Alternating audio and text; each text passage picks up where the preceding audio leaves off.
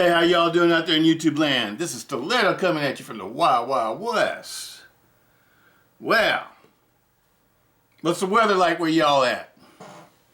Out here, it's not raining enough. I don't know. It seems like it's going to be dry. I heard on the news, they said California could possibly run out of water. We could possibly run out of water within the next 25 years. We won't have enough water for our population. And with the droughts, our water supplies will dry out. Wow. Global warming ain't no joke, people. I'm sorry, but I know a lot of people don't want to believe in this stuff, but it's here and it's for real. When I was a child, California's weather was totally different than it is now. It never rained in the summertime. We had 4 real seasons. Now it's like we don't have any real seasons, and it can rain anytime. It can be cold or warm or hot anytime. Today it's hot. Yesterday it was cold. This weather pattern is totally crazy. And Omicron, y'all, Omicron first discovered in San Francisco, just like the Delta was first discovered in San Francisco. Wow. And I live near the Bay Area.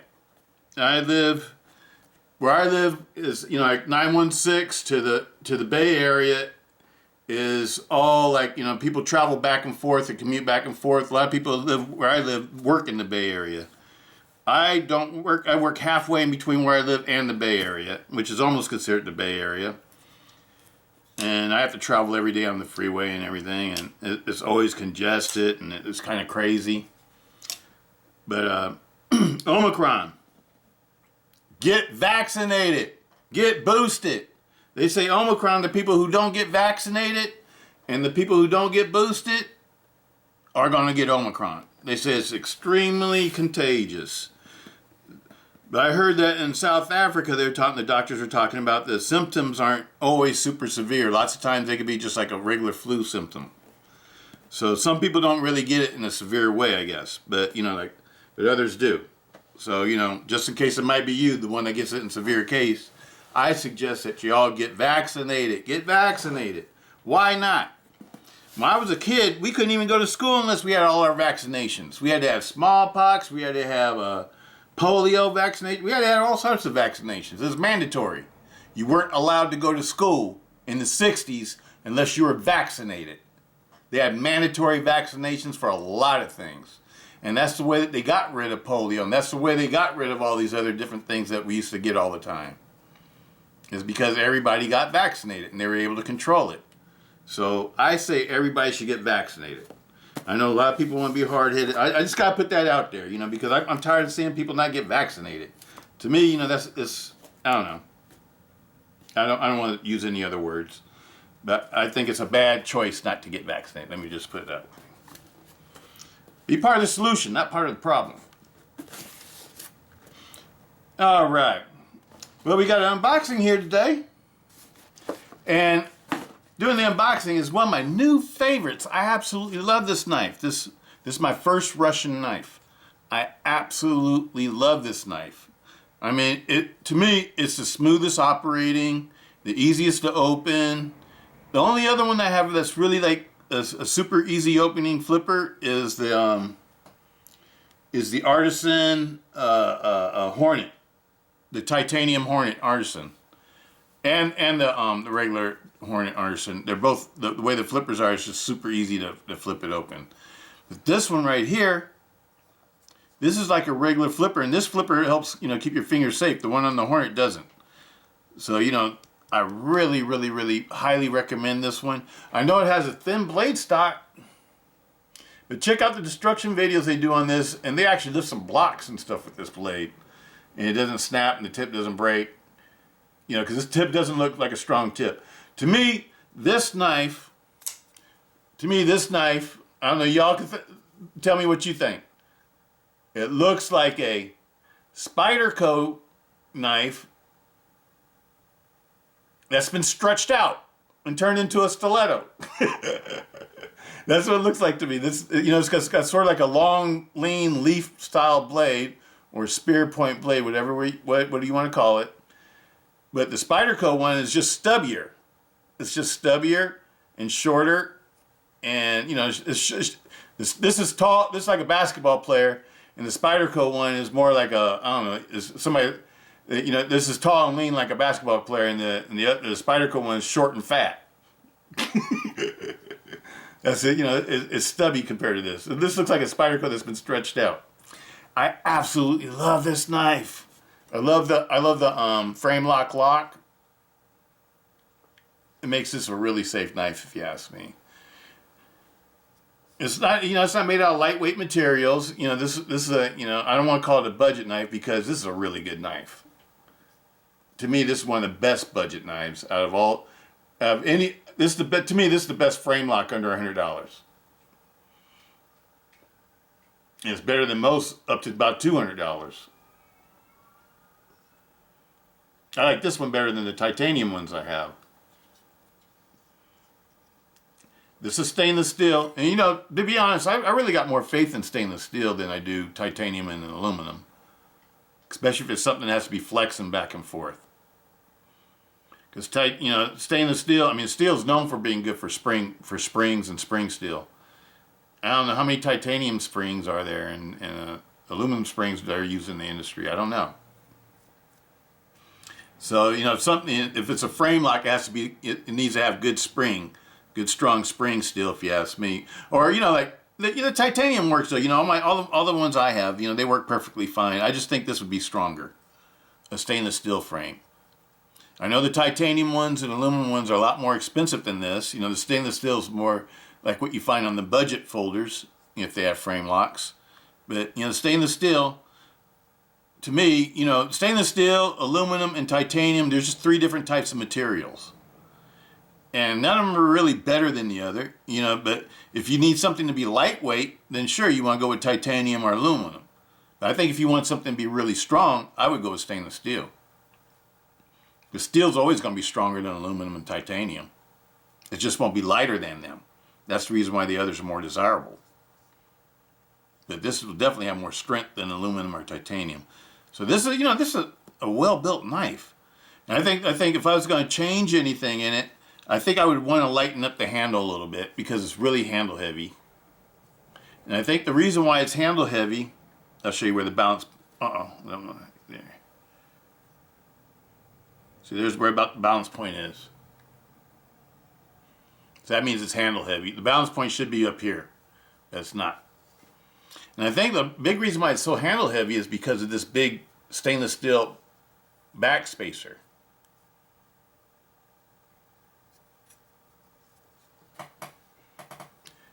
And I've thought about putting some barrel spacers in, taking this back spacer out and putting barrel spacer in here. I don't know where I can get the barrel spacers. If anybody knows where I can get barrel spacers that might fit this, let me know. Because I think I would like to try to lighten up the handle and make it more 50-50. Because I tend to like, I'm the kind of person, I tend to like knives that are balanced at the finger groove. Not the finger choil, but the finger groove. When they balance right here at the finger groove where you're supposed to hold the knife in its forward position, and it's 50-50 right there, to me that's like a perfect balance. That's why I can manipulate knives in my hand really fast, is when they're 50-50 knives. When they're like this, it's kind of hard to manipulate them because the balance is off. It's kind of hard to manipulate these in your hand. But I love this knife. And I think if I was able to lighten this up, you know, like remove this piece right here and just put barrel spacers in here, I think it'd be a perfect knife. And you know, at first I was kind of leery about a knife being real thin like this. This is a 3.2 millimeter blade stock. It's D2 stainless steel. I mean, not stainless steel, but carbon steel. Just trying to show you the blade stock. And the tip is very, very fine. I would not try to pry anything with that tip, even though in the destruction videos they do. And the tip stands up to it. Some people say these knives are made in China. Some people say they're made in Russia. You know, and the ones that say they're made in China, they say they're designed in Russia, and then that's made in China. And then I've heard other people say that the parts, I mean, it's designed in Russia, the parts are made in China, and then it's assembled in Russia. And then I've heard other people say that it's a Russian knife. I don't know. It's not like a Chinese knife. I'll tell you that, guys. I'll tell you that right now, guys. This feels totally different than a Chinese knife. This knife feels high quality. I mean, it feels really high quality. I'm not saying that Chinese knives are lower quality. It's just that this doesn't feel like a budget knife. If you get one of these in your hand, you understand totally what I'm saying. It doesn't feel like a budget knife at all.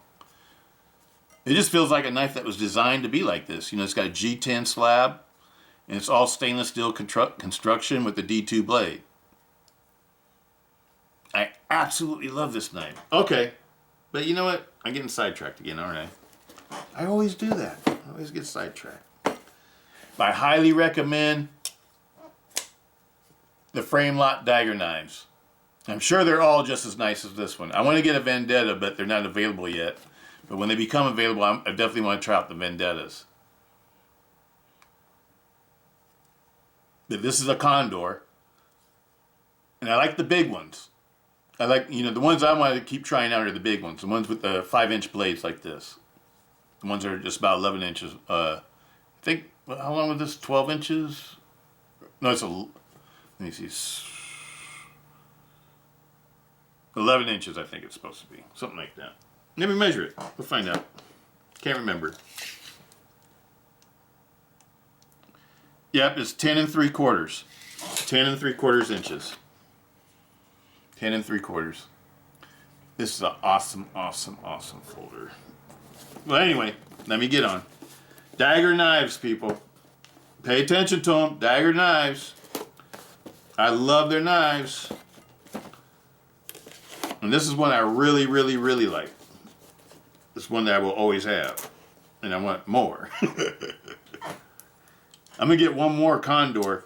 Just, you know, to have one as a collector or as a spare. And this is going to be my user one. And I've been opening and closing this one now for about, I don't know, a week and a half. Playing with it. I've never had to adjust it. It never loosened up. The blade has stayed perfectly centered. And it drop shuts perfectly. Look at this. You gotta get past the detent. You get past the detent. Then it just, boom. And look at how easy it opens. It's a beautiful knife. And it's got a hardened steel insert. It's also the over travel stop. Works as an over travel stop. So it's got a replaceable hardened steel insert, and they give you one when they buy the knife. When you receive the knife, you receive a spare hardened steel insert. So if it wears out and you start to get a little up and down play, you can replace it. This is a beautiful knife. And the pocket clip rocks. I love that pocket clip. Keep making that pocket clip. That pocket clip rocks. I absolutely love this knife.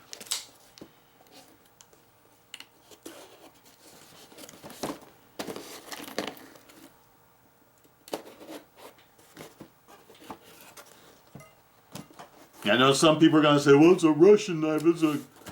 It's not an allied country or whatever. Don't worry about that.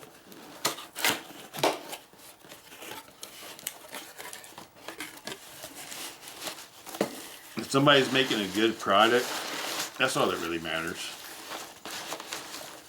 And a lot of times competition likes to put down people's products from other places. And instead of doing that, maybe they ought to just make better products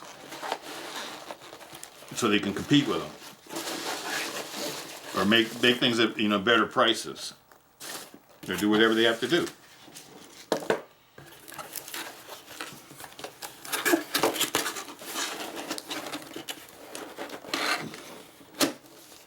Okay, this one's coming from the Knife Center, guys. Knife Center. And what do we got here? Mar Quicksilver Slimline Ultralight Flipper Knife. 5-inch D2 Statin Talon Spear Point. Milled titanium handles. And it was $124, but then I had a $10 discount because of points I had built up at Knife Center. The tax was $9.61, so the total came out to $123.61. I've been wanting to try out, ever since I got this one, I've been wanting to try out other long knives that are frame locks. Because I really like this one. I've been carrying it all the time on the motorcycle. It's a great inside the vest jacket. I mean, inside the vest pocket. Put it in your gun pocket on your motorcycle vest. And it fits in there perfectly. And it's nice and flat so it conceals, it doesn't imprint. It's a beautiful knife for that. My other previous knives I've always used for that are the Holdout 1. The Holdout 1 XL and I think it's the Holdout 2. The one with the 4-inch blade. I also carry that one like that sometimes, especially if I'm in the city. And my Frenzies. I like to carry the Frenzies like that too. Cold steel Frenzies and the cold steel Holdouts. For inside the vest of your leather motorcycle vest. I know a lot of people aren't going to understand what I'm talking about, but people who ride motorcycles that wear leather vests are going to know what they're going to know what I'm talking about. These knives are, really flat. They're really nice to carry like that because they don't imprint in your vest, and so nobody will never know that you're carrying it. That's the reason why it's cool. Sometimes it's good to be able to carry a knife, that nobody knows that you have, and nobody will never know that you have unless you show it to them.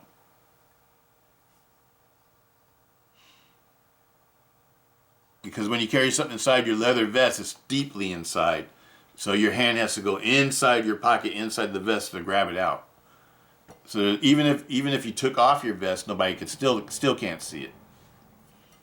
So that's a perfect way to carry a knife like this. For me anyway. Usually in my right front pocket when I'm on the bike, I like to carry knives I can wave out my pocket. This is not a waving knife, but I'm sure my buddy over there at Snaggletooth, he'll figure out a way to turn it into a wave knife.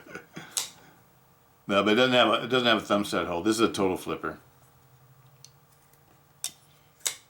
And, I've started to fall in love with these knives that are total flippers too, because they don't have anything in the cutting path. I like that.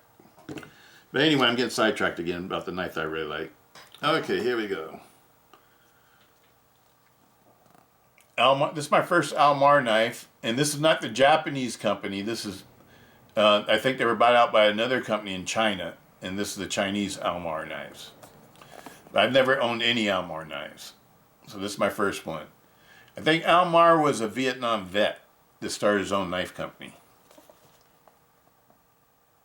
And I think it was like in Seiki, Japan, where he was making knives. Either a Vietnam vet or World War II vet. I can't remember what it was. I read up on it. And I can't remember which era that he came from, but he's passed away now. And that's when the company got sold to China. That's when he passed away from what I read. I'm not sure if I read it right, but that's the way I understood it. Okay, let me see here. What do we got here? There's the model number. But anyway, this knife looked interesting to me. This one has a real thin blade stock, thinner than any other knife I've ever had for this size of a knife. Let me see how I open this. Okay. Warrior's Edge, Mar Knives, Instructional and Care Manual.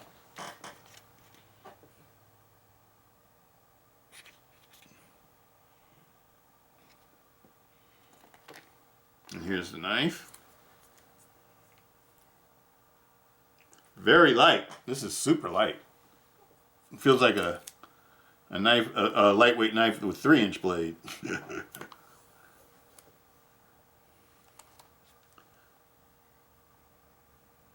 Perfectly centered. Okay, let me pull this stuff out the way. Nice packaging. Okay, here we go. Feels super lightweight. And that is a thin blade. You see how thin that blade is? That's why it's so light. Kind of flexy.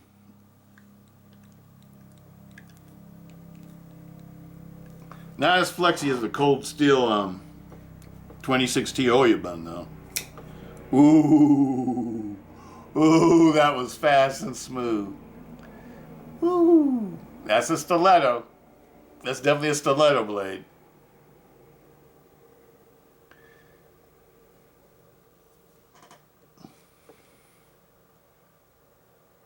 I don't know, it feels pretty sturdy though. Look at the lockup.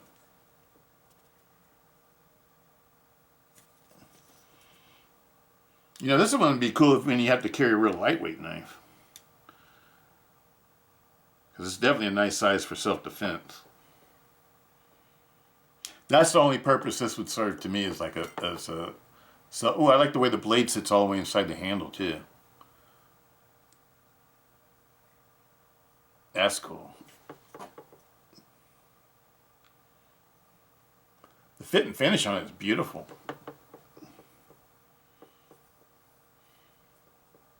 I don't know if that's a titanium pocket clip. It could be though. I like the way it's mounted. It's a real deep carry pocket clip. It looks like you could switch it from side to side because it's on the top.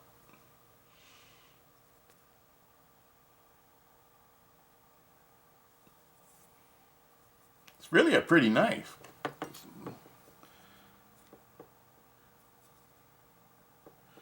I just noticed something though. Like it reminds me now of the Artisan Hornet, because it's hard to figure out which side is the side with the blade. Especially on this one, because that's such a thin blade stock. Well, on this side you just see, you don't even see a blade stock, you just see the edge. So okay, so it's easy. Boy, that is smooth. That is super smooth. It's on ball bearings. Oh man, it's drop sheddy too.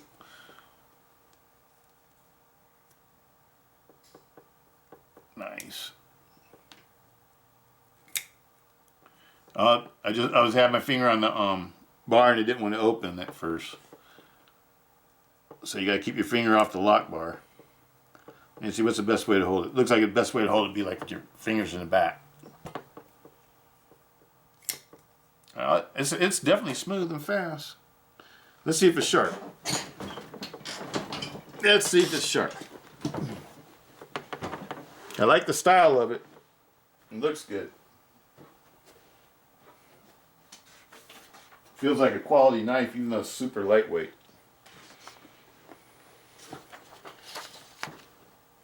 Titanium, you know, what's that? With that TC4, whatever we call it, titanium, in the handle. That looks nice. Definitely looks like a quality made knife. It, you know, it doesn't look like a cheap junk knife. This looks like a nice knife.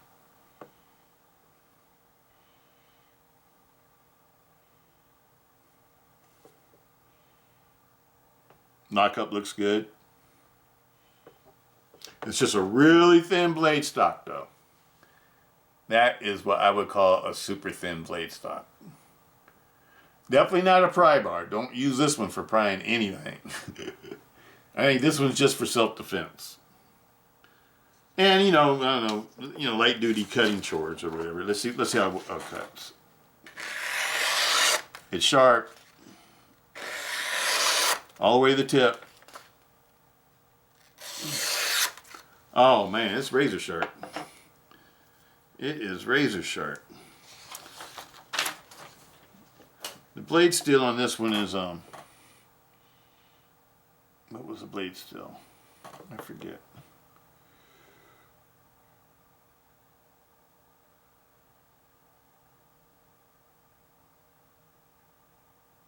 For some reason, I sort of want to say it's a Sandvik steel.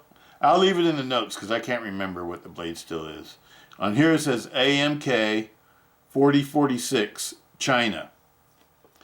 And on this side it says Mar Knives. And it has the Mar insignia. Also says Mar Knives back here on the handle and on the pocket clip. So there's a lot of billboarding on here.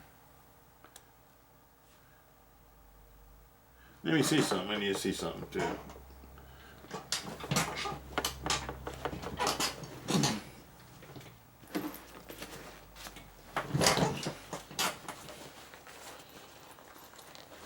Need to get my flashlight. I want to see something.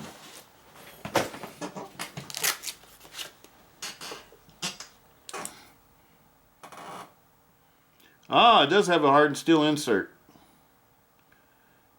And an over travel stop. And it looks like it's the bearings are encased in bronze phosphor. This is a very nicely made knife.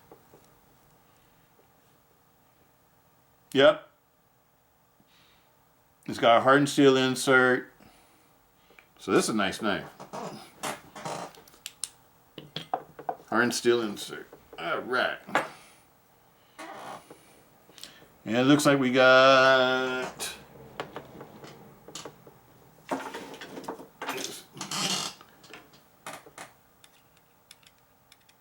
T8 and T6s. Yep.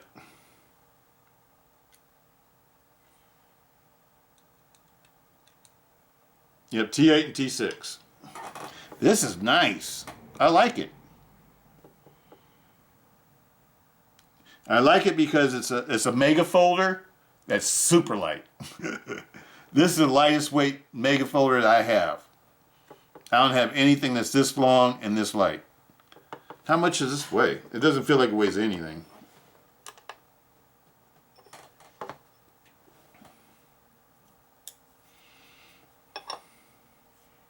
.3 ounces. 3.8 ounces. For a knife. Boy, that sucker is smooth. That knife is smooth. That's almost 11 and it's about a little bit over 11 and an eighth. Almost 11 and a quarter. Wow. Wow. Let's see how far it is to because I was measuring the part of the clip, I think, too. 11 and an eighth is exactly what it is. The blade length is a little bit over 5 inches. Well, I'll call it 5 inches. Wait a minute, whoa.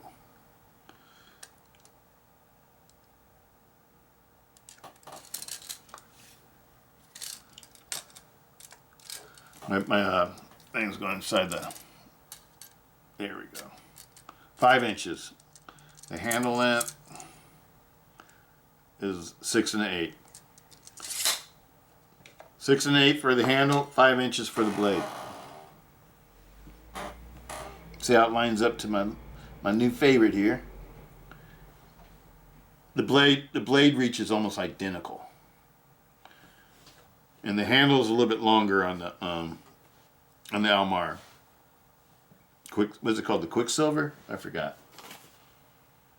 The Quicksilver. This is a Condor. This is a Dagger Knives Condor. This is an Almar Knives Quicksilver.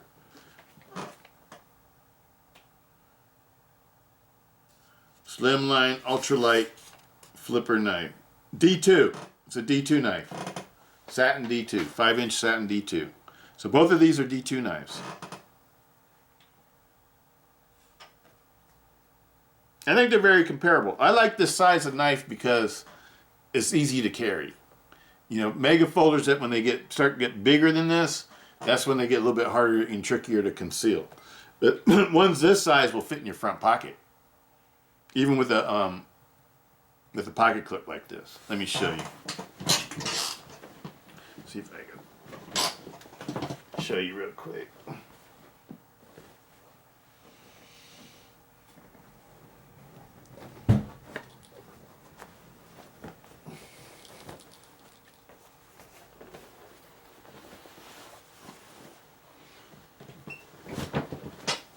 Pair of standard type jeans.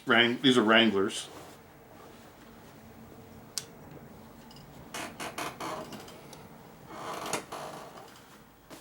Well, my pocket's kind of shredded here. That happened with my sliver axe. My sliver axe did that. I pulled it out one time and it came out a little bit and it cut the pocket up.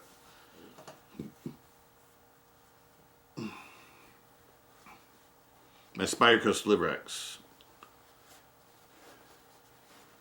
But see how that fits all the way down in there? I still got about another inch of room in down here at the bottom of the pocket, about another inch. And even if you put go all the way down here where the cutout is, it still fits all the way down in the pocket. Now this had a black pocket clip, it'd be invisible. You wouldn't be able to see it. I'll show you what the Condor looks like. I love the Condor pocket clip. I think it looks cool. That's what the Condor looks like. Got the screaming skull. Ah!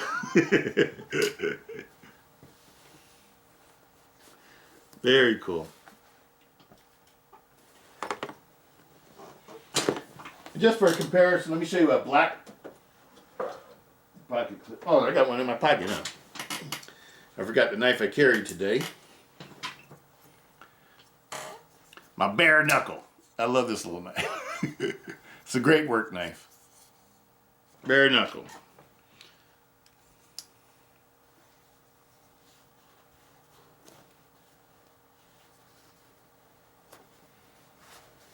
You see how when you have a black pocket clip, it just disappears. That's what I like. This is ideal to me. Is having a, I don't like people knowing that I'm carrying a knife. That's the way I am. I don't want people to know that I have a knife.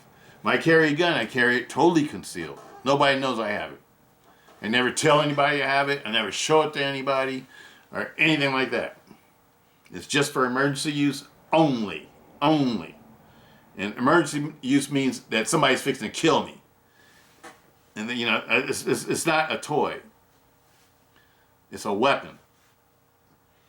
I don't play with weapons. You know what I'm saying? It's a real weapon. You know, anything that could take somebody's life instantly, to me, is a real weapon. That's the way I like to carry knives, though. Knives and guns, I like to carry them totally concealed. I don't like anybody to be able to see it. That's why I don't like shiny pocket clips. And like knives like this, they will never be carried in my front right pocket. And you can see why. You can see why. You put this in your front right pocket, and what does it say? It says, "Oh, Mar Knives, look at me. I definitely got a big long knife in this pocket because look how big this pocket clip is." That's probably, that's what I'm talking about. What it says to a police officer. Yeah, that's definitely a long knife. let me put this guy up against the wall and see and check it out. You haven't sprayed a eagle up against the wall. I love this knife. I love the weight of it. This knife, you know, to me, a knife this big should weigh at least 6 ounces. I mean, this one is cool though. This one, you know, even though, you know, it's just as big as this one only and weighs half as much, you know, but that's what makes it cool though. You know what I mean? This one won't be able to do all the stuff that this one can do. You know, this is a real knife. To me, this is a knife that'd be good for everything. You know, camping, fishing, hunting, self-defense, whatever. You know what I mean? It's pretty much all around, you know, just a good knife. Anything a Spyderco knife can do, this knife can do too. And then it can do more because it's bigger. You know, it's a strong knife too. It's not a weak knife. It's a very good and very well made knife. Dagger Knives Russia. If all your knives are like this one, I'm going to love your knives, buddy. Because I'm going to check them out. I'm going to check out all your 5-inch ones. Those are the ones I want. All right, but the titanium one, what makes this one cool is that it's so light. It's a featherweight compared to any other knife. I have never seen a knife this big that weighs this little. This is an awesome knife if you need a featherweight knife. This would be a really good big gentleman's knife. If you need to carry this inside of a suit or something, this would probably conceal very nice inside of a suit and wouldn't weigh anything and probably wouldn't imprint. And it's super fast. Italian switchblade's not as fast as this.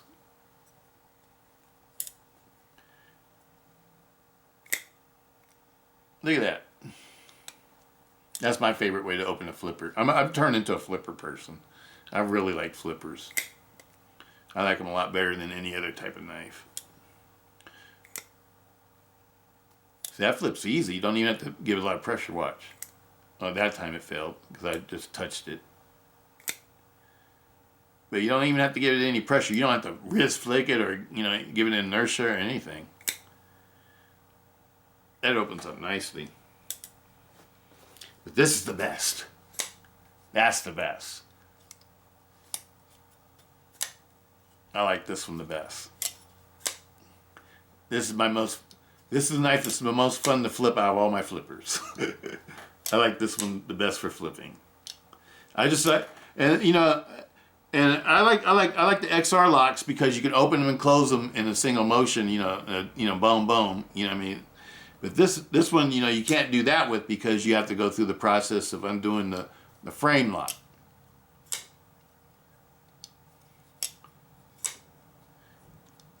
But the flipping on this one is so satisfying. The flipping that I don't care that I can't open and close it as fast as like an S.E.R.E lock or an axis lock. You know, any kind of axis lock or a compression lock. Compression locks are fun too. But this is a really nice frame lock. And I'm still not big on the liner locks. I'm sorry, people. Liner locks just aren't my favorites. I like frame locks. If I'm going to have that type of lock where it depends on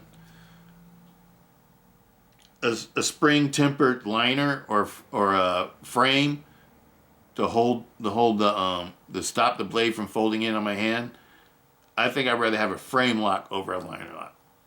Because I just feel safer with the frame lock because when it's open, I'm putting pressure on the lock bar to keep it engaged on the back of the blade tank. And that in itself is going to keep it from folding in on my hand. And when you got a nice size flipper, even if it does fold in on your hand, the flipper will stop it. Let me see if this one's like that. That's something we didn't check out, huh? Because these little quillons look kind of small. And it stops, you know, it really bites into your finger, it hurts.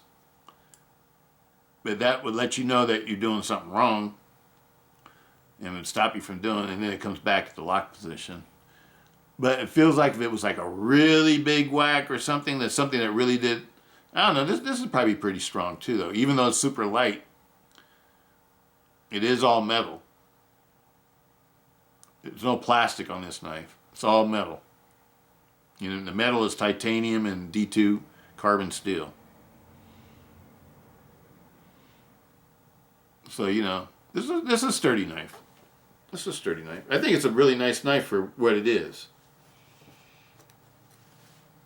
And you know me, I love stilettos, and this is definitely a stiletto. You can't call this anything but a stiletto, you know, because stiletto is supposed to be a long, skinny blade, right? Bladed knife. And what would you call that? A long, skinny bladed knife.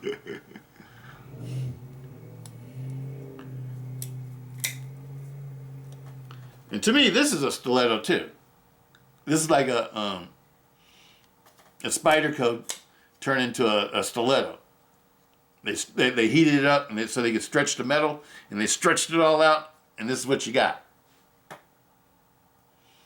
You took a Manix 2XL and you stretched it out. Absolutely love it. All right, people. Well, that's all I got for that one. I know I went on and on about my dagger knives. The Mar knife is nice, though. I would say it's nice. It's very well made. The quality is, you know, top notch. I mean the fit and finish, and I didn't check to see if there's any side to side. No up and down, no side to side at all. At all. The blade will flex a little bit before there's anything. And the blade doesn't flex too much. It flexes though. I can feel it flexing a little bit. But that's to be expected for something that has such a thin blade stock. Well, we didn't check to see how big how thin the blade stock is either, huh? Hold on. Let me look at this real quick. We gotta check the blade stock. .8 millimeters. Almost 3 millimeters. 2.8. I think I read it was supposed to be like a 2.75 or something.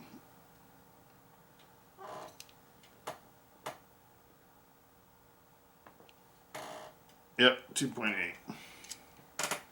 2.8 millimeters. And the handle thickness, 10 millimeters. Okay. Compared to the dagger knives, 3.2, and the handle, 11.39 or 11.4, or maybe 11.5 probably. Okay.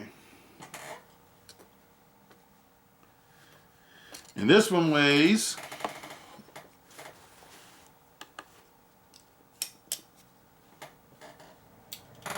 let me get the pants out the way.